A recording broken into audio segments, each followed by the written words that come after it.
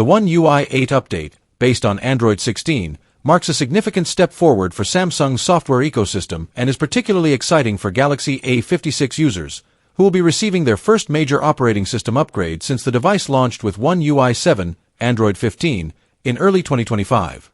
As part of Samsung's expanded software commitment, the Galaxy A56 is set to receive up to 6 years of OS upgrades and security patches, aligning it with Samsung's flagship software policy and ensuring long-term value for mid-range users. One UI 8 is expected to introduce a wide array of enhancements, including a refined visual design with smoother animations, more intuitive navigation gestures, and customizable lock screens and widgets. A major highlight is the inclusion of AI-driven features, such as context-aware smart replies, intelligent photo editing suggestions, and improved device optimization that learns user behavior to manage battery and performance more efficiently. Additionally, privacy and security receive a boost, with more granular app permission controls and advanced threat detection tools built directly into the OS.